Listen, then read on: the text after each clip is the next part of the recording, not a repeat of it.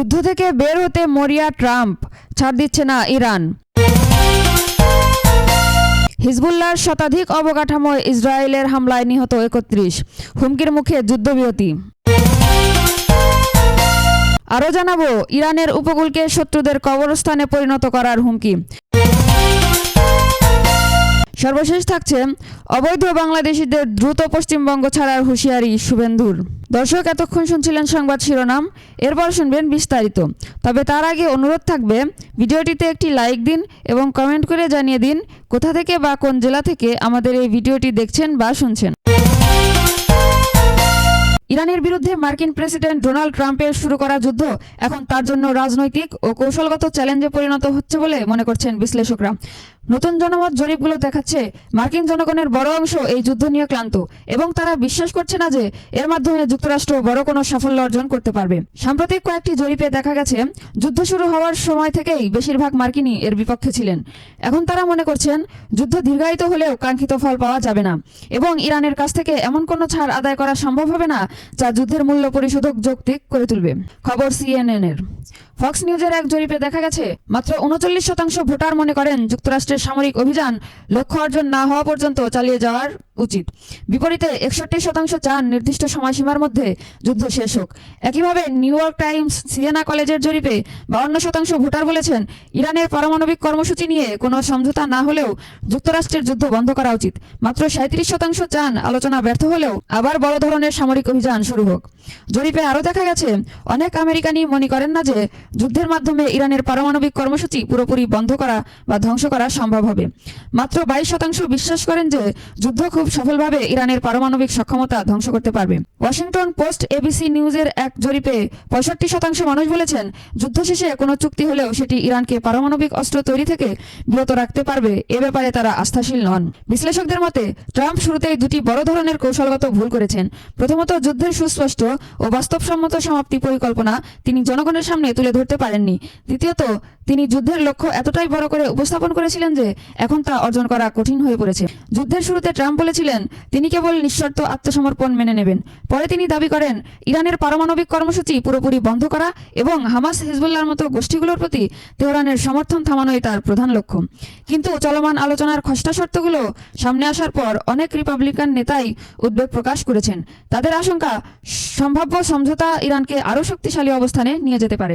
বিশেষ করে ট্রাম্পপন্থী কট্টর রিপাবলিকানদের একটি অংশ মনে করেছে ইরান যদি কঠোর অবস্থান ধরে রাখে তাহলে ট্রাম্পের সামনে এমন কোনো সমাধান থাকবে না যা একই সঙ্গে যুদ্ধ শেষ করবে এবং তাকে রাজনৈতিকভাবে বিজয়ী হিসেবে উপস্থাপন করবে। পিউ রিসার্চ সেন্টারের জরিপে বলা হয়েছে অধিকাংশ আমেরিকান মনে করেন না যে ট্রাম্প প্রশাসন ইরানে নিজেদের লক্ষ্য পূরণ করতে পারবে। CNN-এর সাম্প্রতিক জরিপে মাত্র 20% মানুষ বলেছেন ইরান ইস্যুতে ট্রাম্পের সিদ্ধান্তের ওপর তাদের অনেক আস্থা রয়েছে। বিপরীতে 59% বলেছেন তাদের খুব কম বা একেবারেই আস্থা নেই। বিশ্লেষকদের মতে এখন ট্রাম্পের সামনে দুটো পথ খোলা রয়েছে। একটি হলো আফসোসের মাধ্যমে দ্রুত যুদ্ধ থেকে বেরিয়ে আসা, অন্যটি যুদ্ধ আরও দীর্ঘায়িত করা। তবে দ্বিতীয় পথ বেছে নিলে তা রিপাবলিকান পার্টির জন্য আরও বড় রাজনৈতিক ক্ষতির কারণ হতে পারে। লেবাননের দক্ষিণ ও পূর্বাঞ্চলের বিভিন্ন এলাকায় গতকাল মঙ্গলবার ইসরায়েলের বড় ধরনের বিমান হামলা 31 জন নিহত হয়েছেন। এর মধ্যে কয়েকটি শিশুও আছে। লেবাননের স্বাস্থ্য মন্ত্রণালয় সূত্রে নিহত মানুষের এই সংখ্যা উল্লেখ করেছে BBC। ইসরায়েলের প্রধানমন্ত্রী বেনিয়ামিন নেতানিয়াহু লেবাননের সশস্ত্র গোষ্ঠী হিজবুল্লাহর বিরুদ্ধে সামরিক অভিযান আরও জোরদার করার ঘোষণা দেওয়ার পর এই হামলা হয়েছে। ইসরায়েলি সেনাবাহিনী দাবি করেছে তারা গতকাল হিজবুল্লাহর 100টির বেশি অবকাঠামো ও সদস্যদের অবস্থানে হামলা চালিয়েছে। গত এপ্রিলের মাঝামাঝি যুক্তরাষ্ট্রের মধ্যস্থতায় লেবানন ইসরায়েল যুদ্ধবিরতির পর এটিকে সবচেয়ে ভয়াবহ বোমা হামলার রাতগুলোর একটি হিসেবে বিবেচনা করা হচ্ছে। এর আগে গত সোমবার নেতানিয়াহু বলেছেন তিনি হিজবুল্লাহকে লক্ষ্য করে হামলা আবারও জোরদার করার নির্দেশ দিয়েছেন। গতকাল মঙ্গলবার নিরাপত্তা বিষয়ক মন্ত্রিসভার বৈঠকে তিনি বলেন IDF স্থলভাগে বিশাল বাহিনী নিয়ে অভিযান চালাচ্ছে এবং গুরুত্বপূর্ণ কৌশলগত এলাকা দখলে নিচ্ছে। পাশাপাশি উত্তর ইসরায়েলের সীমান্তবর্তী জনপদগুলোকে হিজবুল্লাহর হামলা থেকে সুরক্ষিত রাখতে নিরাপত্তা অঞ্চল আরও শক্তিশালী করেছে বলেও উল্লেখ করেন তিনি। রয়টার্সের খবরে বলা হয়েছে গতকাল লেবাননে 120টিরও বেশি বিমান হামলা চালিয়েছে ইসরায়েল। লেবাননের নিরাপত্তা সূত্র বলছে এটি ছিল কয়েক সপ্তাহের মধ্যে সবচেয়ে ভয়াবহ হামলার ঘটনা। লেবাননের 9 বছরের পুরনো ঐতিহাসিক দুর্গ বিউফোর্ট ক্যাসেল এবং লেবাননের বৃহত্তম কারাউন বাঁধের কাছাকাছি এলাকাতেও বিমান হামলা চালিয়েছে ইসরায়েলি বাহিনী। এই হামলার কারণে গত 16 এপ্রিল ঘোষণা করা সাময়িক যুদ্ধবিরতি এখন হুমকির মুখে পড়েছে।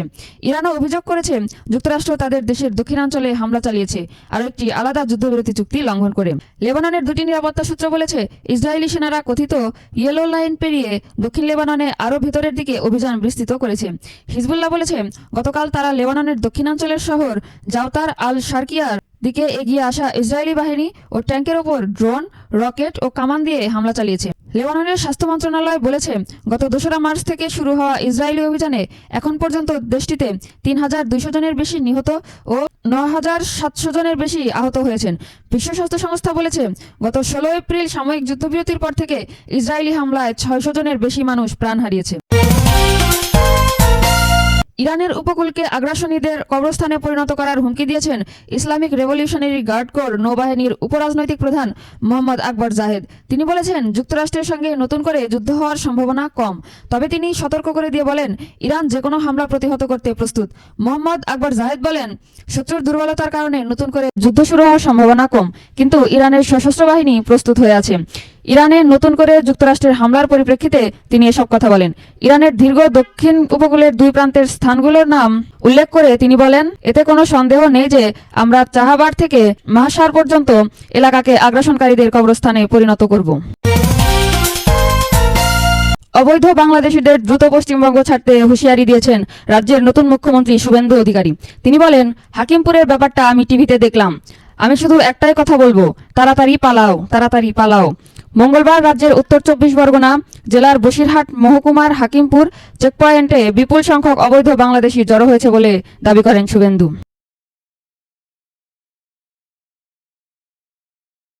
মুখ্যমন্ত্রীর ভাষ্য অনুযায়ী চেকপয়েন্টে জড়ো হওয়া লোকরা সবাই অবৈধ বাংলাদেশি। তাদের উদ্দেশ্যে তিনি হিন্দিতে বলেন জলদি জলদি ভাগো, নেই তো জো করনা হে সরকার করেগা, অর্থাৎ তাড়াতাড়ি চলে যাও, অন্যথায় সরকার যা করার তাই করবে। তিনি সংশ্লিষ্ট কর্তৃপক্ষকে তাদের দ্রুত বাংলাদেশে প্রত্যাবাসনের ব্যবস্থা করার আহ্বান জানিয়েছেন। বাংলাদেশি অনুপ্রবেশকারীদের উদ্দেশ্য করে তিনি বলেন তাদের জেলে বসিয়ে খাওয়াতে চায় না বা তাদের পেছনে জনগণের টাকা খরচ করতে চায় না। তারা ভারতীয়দের, বিশেষ করে পশ্চিমবঙ্গের মানুষের ক্ষতি করছেন। আইন আগে থেকেই ছিল, কিন্তু ভোট ব্যাংকের রাজনীতির কারণে কিছু মানুষ তা ব্যবহার করেননি। আমরা ভোট ব্যাংকের ঊর্ধ্বে উঠে দেশ ও রাজ্যের স্বার্থে এই আইন কার্যকর করব। এদিন নদিয়া, হুগলি ও উত্তর 24 পরগনা জেলার কর্মকর্তাদের নিয়ে কল্যাণীতে এক প্রশাসনিক বৈঠক শেষে সাংবাদিকদের সঙ্গে আলাপকালে শুভেন্দু বলেন সীমান্ত পয়েন্টে জড়ো হওয়া এই ব্যক্তিরা বাংলাদেশে ফিরে যেতে ইচ্ছুক। কল্যাণীতে প্রশাসনিক সভায় যোগ দিয়ে শুভেন্দু বলেন হাকিমপুরের ব্যাপারটা আমি টিভিতে দেখলাম, আমি শুধু একটাই কথা বলবো, জলদি পালাও, জলদি পালাও, তাড়াতাড়ি পালাও। আমাদের খাদ্য, বস্ত্র, বাসস্থানের ভাগ ওদের কেন দেব? শুভেন্দু বলেন আমরা পুলিশকে বলে দিয়েছি জেলে পাঠাতে হবে না, আইনে নেই, সরাসরি পুলিশ নেবে এবং বিএসএফ এর হাতে তুলে দেবে। দেশের পয়সায় খাবে, ওষুধ দেওয়া হবে, জামা কাপড় পরবে কেন? জামাই নাকি? জলদি জলদি ভাগো। আইনটা এতদিন ছিল, ভোট ব্যাংকের স্বার্থে কেউ ব্যবহার করেনি। এর আগে বিধানসভা নির্বাচনে বিপুল ম্যান্ডেট নিয়ে ক্ষমতায় এসেই রাজ্যে বিতর্কিত সিএএ আইন কার্যকরের ঘোষণা দেন বিজেপি নেতা শুভেন্দু। সে সময় অবৈধ অনুপ্রবেশকারী বাংলাদেশি ও রোহিঙ্গাদের জন্য ডিটেক্ট, ডিলিট অ্যান্ড ডিপোর্ট নীতি নিতে পুলিশ প্রশাসন ও সীমান্তরক্ষীদের বলেন